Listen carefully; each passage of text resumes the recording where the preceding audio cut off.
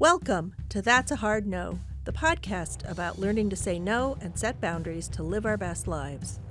I'm your host, Heather Drago. You may think, because of this podcast, that I'm a boundary setting expert, but I'm not. I'm an expert at struggling to set boundaries. But you know what? I'm working on it, and it is getting easier. Follow along with me as I learn from fellow strugglers and experts so that you too can start saying no without feeling fear, guilt, or FOMO. You don't know where to go. Unfriendly applications got you feeling low. You're not sure what to do. Weight of expectations is coming down on you. There's a phrase you should know. Tastes so much sweeter than hello. That's a hard no. Hey there, listeners. Welcome back to the show. So, how are those New Year's resolutions coming along? If you're like most people, 80% of us, by the end of February, you've failed your New Year's goals. And something like half of New Year's goals include weight loss, fitness, or healthy lifestyle changes. I don't particularly like using the term failed in this context. Nobody can make a life-altering, year-spanning change in 6 weeks. That being said, it makes sense to me that the motivation to upend your life in the name of some ethereal goal like be healthier would run out at about the 6-week mark. It just makes sense. When I was younger, I had to juggle a marriage, 2 kids at home, a house to keep clean, a small business to run. How on earth would I find the hours in a day to invest in exercising and cooking healthy meals? Life was really busy. Our guest today has made it her mission to empower women and moms to make confident, healthy decisions and to prioritize themselves. Katie Jackson is a wife, mother, certified personal trainer, nutrition specialist, and health coach who's passionate about integrating healthy habits with family life. Hi, Katie. Thanks so much for joining us. Hi, thank you for having me. I'm excited to be here. So, Katie, how do we balance taking care of ourselves and taking care of our families? So, that is always the number one question I get.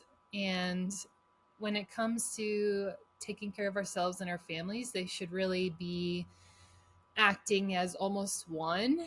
And when people hear that, they're kind of like, what? Like, what does that mean? And it is so important to actually find a program and a way of exercising, a way of nutrition, a way of expressing your passions that works with your family.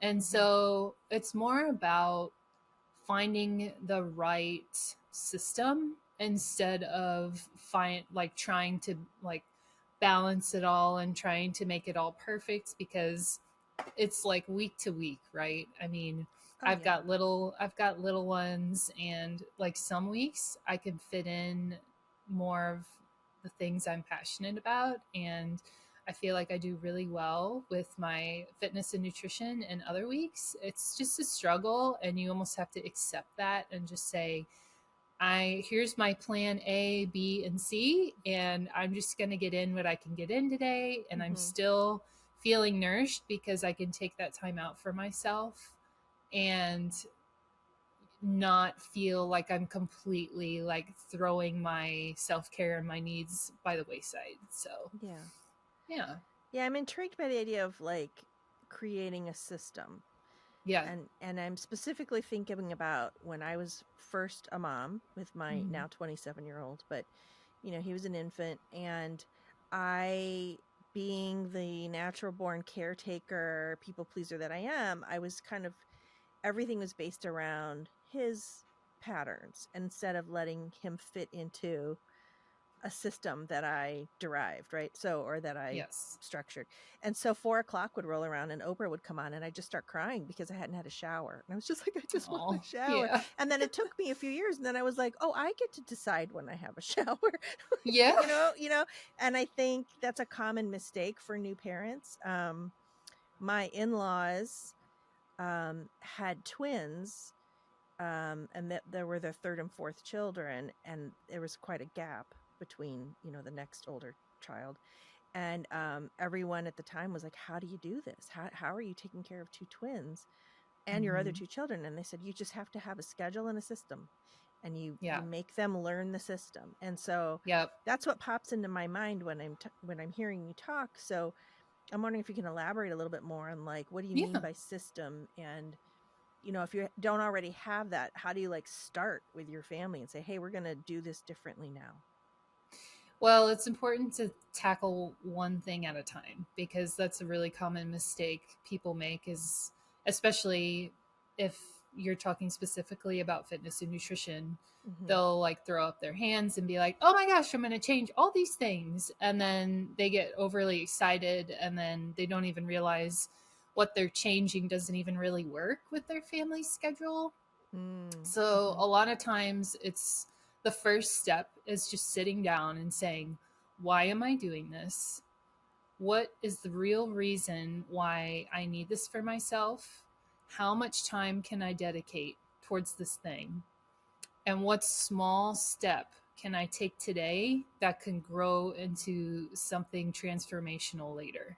Mm-hmm. So it's really about getting clear on what you want that transformation to look like, and then working your way backwards, and then implementing that 1% and that one small habit change per day. I'm not sure if you've read the book, but I feel like it's all the rage right now, Atomic Habits. I was going to ask if that's what Yeah. came into mind. Yeah. Yeah. Yes. So we're using a lot of the theories from that book, as well as some of my own and some other ones I've learned over my 10 years of experience. And I, it's, it's funny how we get so focused on the outcome and that we want this thing so bad that we skip all the necessary steps. We just see something that we really want, and we're like, oh, this can get me here really quick. Like, this system can get me here really quick. I'm going to do that system instead of picking something that actually works. Like, it will work with you in particular. So, yeah. So my husband is much better than I am about following a schedule. And so he works from home several days a week, not every day, but and so he's kind of rearranged his whole pattern. So at lunchtime he's walking the dog, and when he's done with work, he's walking the dog, to the point where the dog knows the pattern, right? And she's waiting for it. um my work style is just different, and so I'm a little more haphazard, and sometimes I join him, sometimes I do things on my own. What are some small examples of some small steps people can take to start? Like for him, it's walking with the dog. Mm-hmm. And I know with James Clear in his book, he talks about starting with a habit, then habit stacking, Yep. and building. So my dentist gives the example, he says when it's time to walk the dog, he says, hold on a minute, I have to floss my teeth, and he goes and he Yeah. flosses his teeth. Yeah. And that's the cue for him, and then that way he doesn't forget. After Yes. dinner, Yep. before we walk the dog, we floss our teeth, and then we go walk the dog. So wonder if you can imagine Yeah. a mom with two kids, maybe one's in a stroller, one's more of a toddler on a little trike or something. Are you talking about the family takes a walk together, or what other examples can you offer? Well, let's say the family wants to improve their nutrition, but they're also on a budget. And the way they are currently living isn't necessarily organized from a budget perspective. It's more just like, I don't have time, and this is the closest store next to me, and it's just all very disheveled. And a lot of times in parenthood, we feel like we're like treading water, or we're just trying to keep our head above water. So what I do as a coach is I help them say, okay, let's sit down, and what if you want to clean up your nutrition, the first thing we have to figure out is the place you are shopping at, do they have healthy options available? Okay, no, then we need to find a different place. What's within your budget? Does the grocery store have an app that can help you price out certain products and things that you're looking for? Okay, and then once we have that little small step in, then we're like, okay, So now we have to figure out what exactly can we do to alter your environment at home and make room for this change. So the next step might be, okay, so let's make your pantry more accessible for healthy options. So if they look at their pantry and they have a lot of like unhealthy options in there, it's might be as simple as, let's clean out the pantry and make sure all the things that you don't want in there either are not in there, they're inaccessible, right? And make the healthy things that we buy attractive and accessible, and have a shelf for your kids where you have the children's snacks, and then a shelf for parents where we have parents snacks, foods, whatever it may be. It just really depends on the route of nutrition they want to go. But that's something that I have seen parents struggle with too, is the nutrition aspect, as far as, well, my kids have goldfish and my kids have these certain things, and that's okay. Like, we're not looking to like go from 0 to 100 in the next like day, right? And I'm a huge believer in, let's be healthy, but let's also let kids be kids.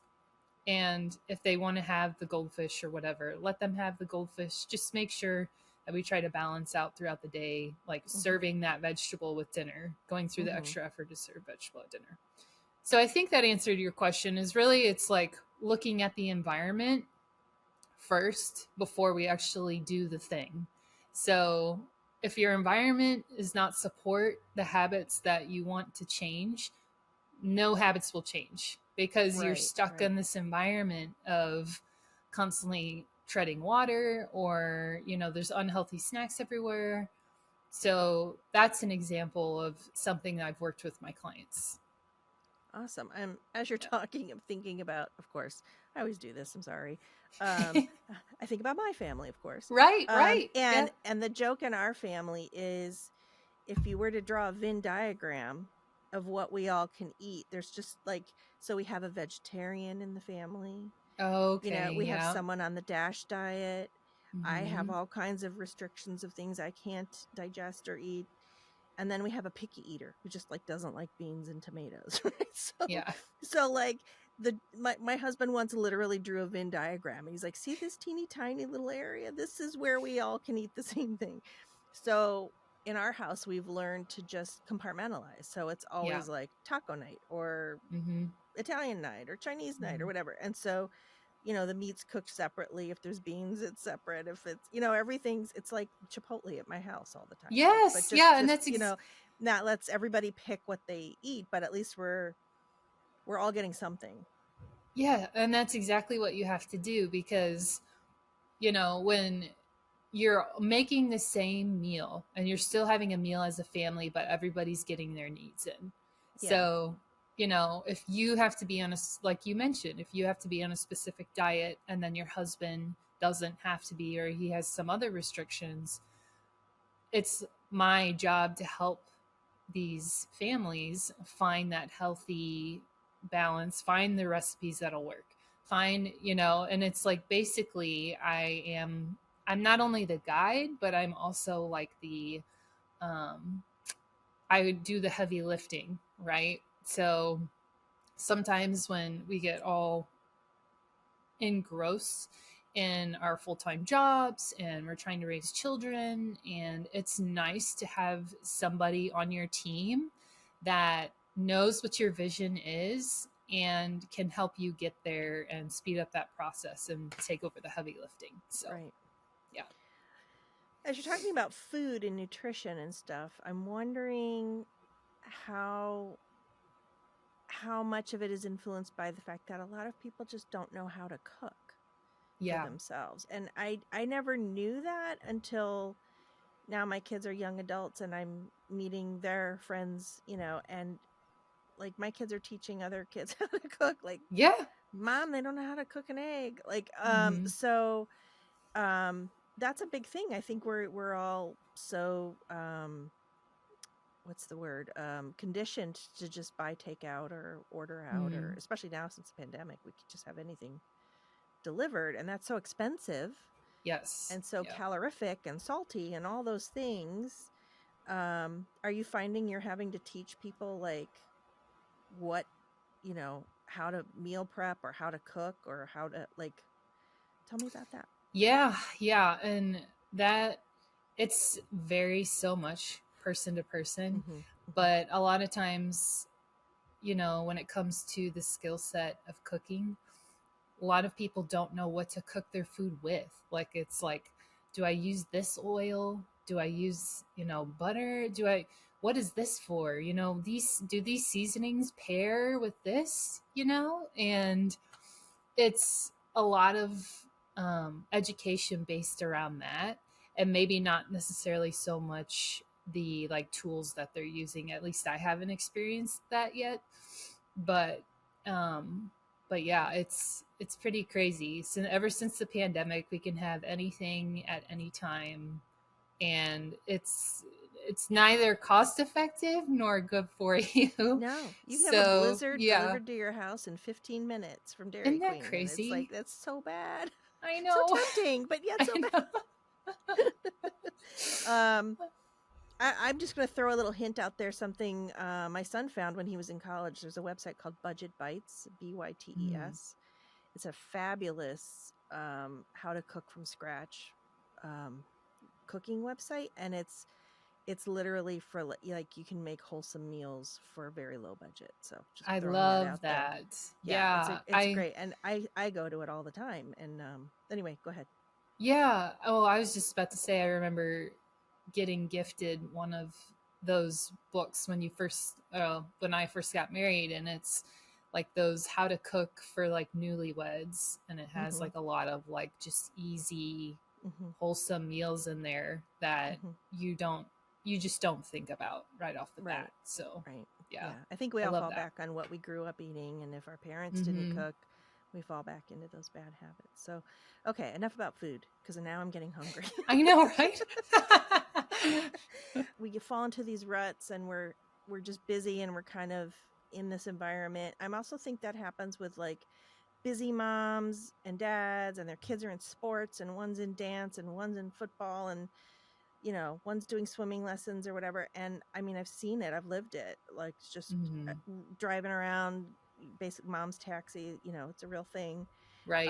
And these parents are very harried. And by the time there's any time for themselves, it's late at night. And, that's when you just collapse on the couch and stuff like that. So I'm wondering how you help people rethink that so that they're making space for themselves. Yeah, a lot of times when it comes to parents who have a little bit older children, it has to do with the fact that it's not necessarily the fact that we don't have time. It's like, I don't know how to make time. Like, this is my schedule right now, and I have no idea how to make time. And I think we fall into this trap where we list the things that we should be doing, quote unquote, or need to be doing, and then we just dismiss it all and say, well, I don't have time. I don't have time for that because I got my full-time job, and then I have to run my kids to practice, and I'm running all over the place. Self-care can be a huge range of things, and that's where I help people get a little bit creative. So sometimes self-care involves like listening to a really nice podcast, right? Or yeah. And sometimes it involves like keeping your book with you, reading a book, or thinking about more mental nourishment. And then, I've seen parents. I was an athlete as a kid, and I remember seeing some parents, especially like at big long volleyball tournaments, where they would just like walk around, go walk outside. When we would like eat lunch, like they would have like a healthy option, and like when we were all resting, they would go walk or read a book. Or there's always, even if you're involved and your kids are involved in those things and there's like a break time or whatever, there's always something we can be doing. It's just finding that creative way to Mm-hmm. um to think of those things. So very good points. And we're going to talk more about self-care and balancing life and family with Katie Jackson in just a minute. That's a Hard No is brought to you by Clever Girl Marketing, my full-service agency specializing in smart, strategic marketing solutions for businesses and nonprofits. Okay, so you're probably wondering, Heather, what's with the podcast about boundaries? Why not marketing? Well, maybe in the future, but for now, it actually does relate, so bear with me here.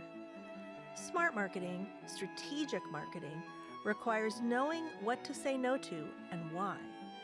Businesses and nonprofits get inundated with marketing options and offers every day. We help you cut through all that noise, focus on your specific needs, and develop actionable strategies that are doable and actually make sense. Whether it's websites, SEO, email, social, or traditional channels, we're experienced in all of it. So if you need help figuring out your marketing, visit our website, clevergrowmarketing.com, and get in touch. Welcome back, everyone. In the second half of our conversation, Katie talks a lot about how hard it was for her to become a mother, not because of the physical toll, but because of the emotional labor of reshaping your life around becoming a mom. And even though Katie has a lifelong passion for fitness and healthy living, she gets overwhelmed by the work it takes to maintain a family and stay healthy, just like the rest of us. We discuss how we can all stand to treat ourselves with more grace and more forgiveness, and as Katie says, self-care and self-love is the path to unbreakable energy. Okay, so we talked about taking care of ourselves and starting some new habits towards some of these goals we want to achieve. But as you know, about the time this airs, this is about the time of the year when 80%, I think, most people give up on their New Year's resolutions. And I think the number I heard, 60% of New Year's resolutions have to do with wellness and fitness and weight loss and all that stuff. So this is about the time when people are giving up, or life has gotten in the way. They've decided it's too hard. So I guess my question is, how do you set yourself up for success so that doesn't happen? Or on the flip side, what do you do now if that's what's happening? For example, raising my hand. Hi, it's me. I met with Coach Kate a few weeks ago. I still haven't gotten back. Life has gotten in the way for me. So how do you get past that, or how do you prevent it? Yeah, well, there's a couple things and a couple reasons why resolutions fail. And the very first reason is that normally we are not exactly clear on what our transformation is going to look like. We just know that we want to fix something. So we just start doing things and we just pick something, right? We're like, I want to eat healthier, so I'm going to try this diet for a while. And I always pick nutrition just because it's easy to have an example there. But so the diet they picked might necessarily, again, may not match their lifestyle, or they might be just getting so bored of the same thing over and over again. I'm tired of meal prepping. I'm tired of doing this. I'm tired of doing that. And it starts to get gray. It starts to get dull. So there's this turning point in somewhere between late February to mid-March where people are either getting bored with what they're doing, or it's not making that big of an impact, or they're going through this big life transition. Like if they have older kids, maybe a sport season is starting up.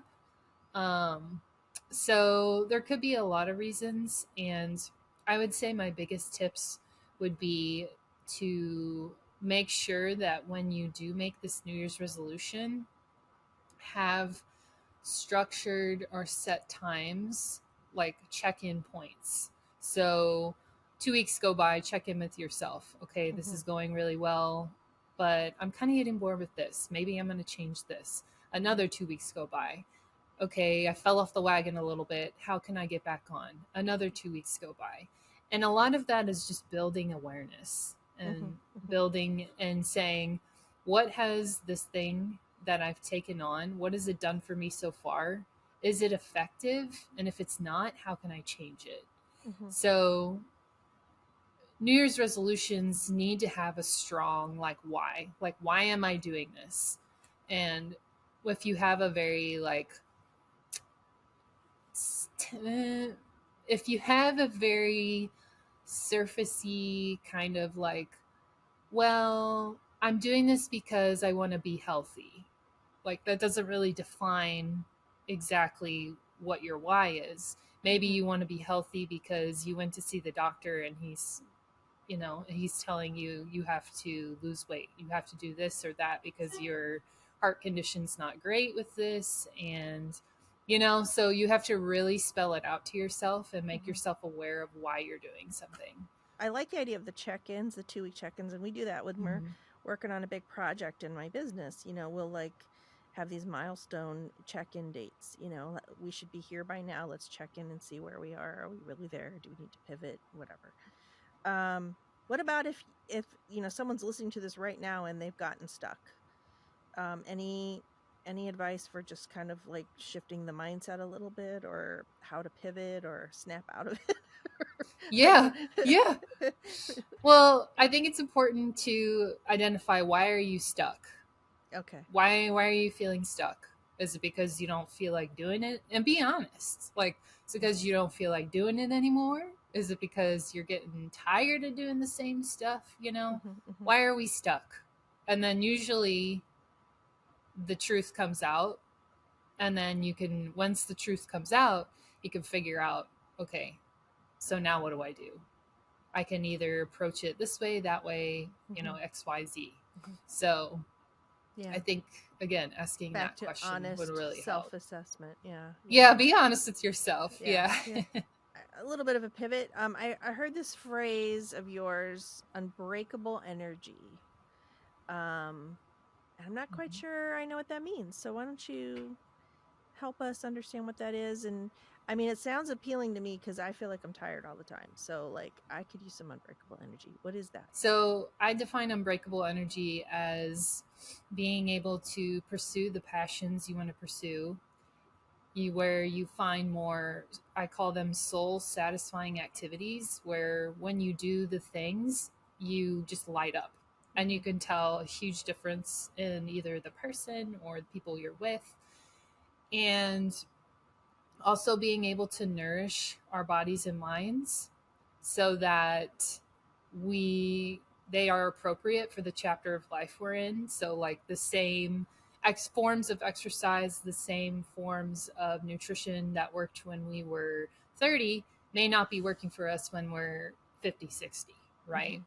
So, and accepting that and just saying, like, I'm in a new chapter in my life. Because here's what's inevitable. When I tend to find with my clients, because I worked with mostly moms, is you cannot control how much sleep you're going to get. You can't control, like, if your kid's going to get sick. You can't control if you are going to be deemed full-time chaos coordinator of the week, right? Because all of these things are happening. And so what really matters and what really gives people energy, and I've seen it, is when you have that inner light inside, because you are taking care of your needs, you're taking care of your mental state, you're taking care of your physical state, you're going after your dreams, you're going after those passions. And moms are like the biggest audience where we don't do that for ourselves, because we get really caught up in taking care of our kids. And I have my own story with this, actually. I've got 2 girls, and I had my first girl. She is now 6. So 6 years ago. And all moms know that your life changes with that first baby, especially because you are now so experiencing emotions that you've never experienced before. You literally love this little being so much, and you just dive full head on into this role of being a mother. And I was working full time at that time, and I loved the role of motherhood so much, and I immersed myself in all of the roles that I just completely let myself fall by the wayside. Mm. And I got really stressed out, and I put a lot of pressure on myself to do a good job. And I wanted control over all these things, which makes me laugh. Even that word control makes me laugh a little bit being a mom. And I started to develop health issues. I started to have a lot of digestive issues because I couldn't, my body was in turmoil constantly. And I started to reflect that. This all came to a head for me when I had my second and COVID hit. Mm. And I was putting her to bed one night, and I was, there's clothes everywhere, dirty diaper over here that I needed to throw away. My hair was like on another level. I don't even know. And I was like, I was breastfeeding. So like my clothes were like stained, and I'm sitting there just exhausted. And I put her to bed, and I was just like, I wonder how someday, if my daughter becomes a mom and she decides to have a family, how is she going to react to motherhood? How is she going to deal with the things I deal with as a mom? And I want her to live out her dreams. Like, I want her to go after her career that she wants to go after. I want her to live out her passions and live this like zestful life. And the words show her just popped into my head. Like, we literally have to be examples Mhm. for our children. And so from that point forward, I was determined to put myself back together. And I have devoted as a professional putting other people back together as well, because I've, like I said, I've been in the health and fitness industry for almost 10 years, which is kind of interesting that I fell into this role and these habits, and nobody's immune to them, right? So I started with my basic needs and I worked my way up. And one thing I started to do again was find my passion. And I didn't even know where to start looking. Like, I was like, I don't know what I have time for. Mhm. Like, what, so I spent a lot of time with my spiritual beliefs and my faith, and I spent a lot of time journaling.